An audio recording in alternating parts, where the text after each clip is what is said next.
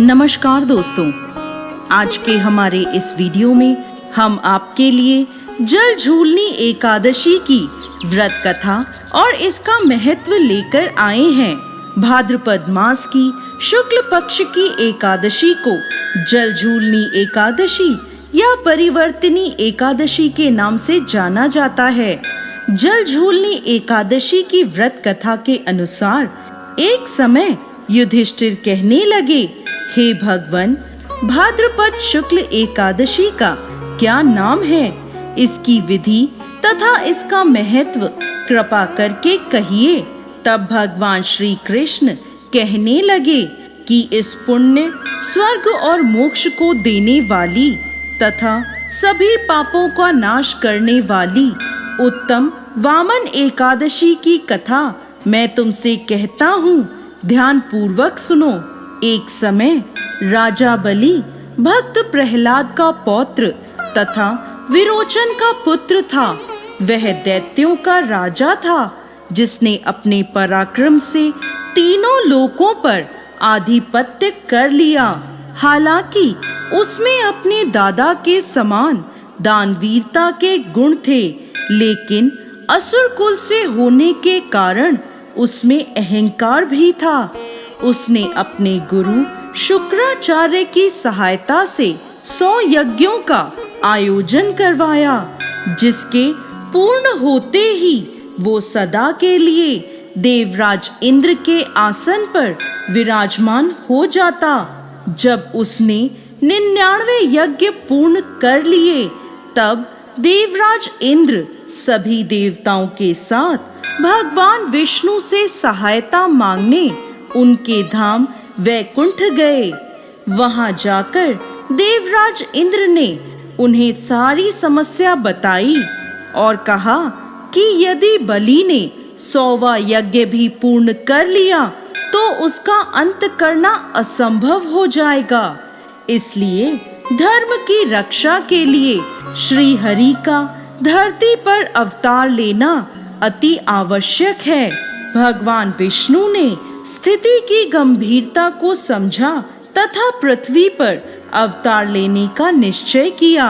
जब राजा बलि अपने गुरु शुक्राचार्य के साथ 100वें यज्ञ का आयोजन करने ही जा रहा था, तभी वहां भगवान विष्णु एक छोटे कद वाले ब्राह्मण के रूप में अवतार लेकर आए तथा दान मांगने की इच्छा प्रकट करी। राजा बलि अपनी दानवीरता के लिए प्रसिद्ध था, इसलिए उसने यज्ञ शुरू करने से पहले उस बटुक ब्राह्मण को दान देने का निश्चय किया। वामन अवतार में आए भगवान विष्णु ने कुछ मांगने से पहले बलि से संकल्प लेने को कहा कि वो जो भी मांगेंगे राजा बलि को देना ही होगा। राजा बलि को अपने धन संपत्ति तथा शौर्य पे अहंकार था। इसी मद में वो संकल्प लेने लगे। जैसे ही वो संकल्प लेने लगे, उसी समय उनके गुरु शुक्राचार्य वहां आ गए और उन्होंने वामन अवतार में भगवान विष्णु को पहचान लिया। उन्होंने बलि को ये चेतावनी दी कि वह ये संकल्प ना ले तथा यज्ञ की शुरुआत करे, किंतु राजा बलि अपने अहंकार में चूर था। वो अपनी दानवीरता से पीछे नहीं हट सकता था। बलि ने अपने गुरु से कहा कि वह अपने द्वार पर आए किसी ब्राह्मण को खाली हाथ नहीं भेज सकता।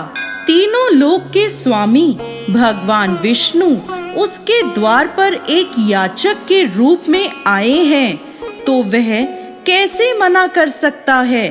यह कहकर राजा बलि ने संकल्प ले लिया। राजा बलि ने संकल्प लेने के बाद उस ब्राह्मण से अपने लिए कुछ मांगने को कहा।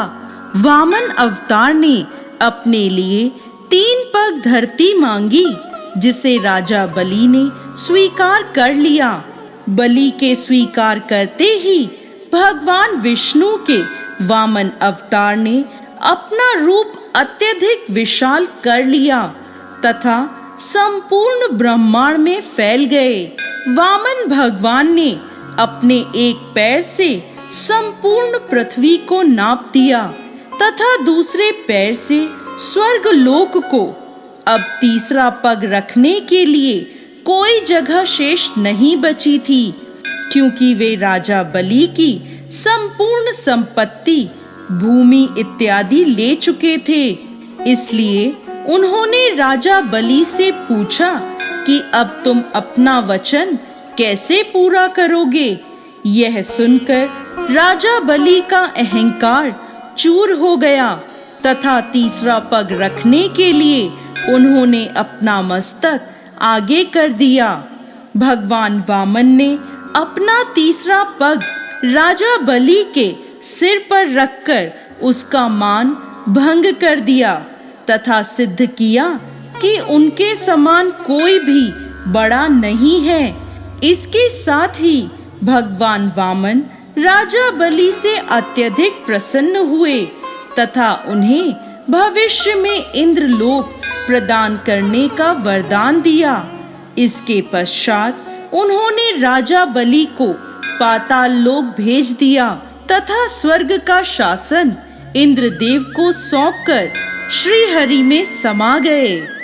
जय श्री हरि विष्णु।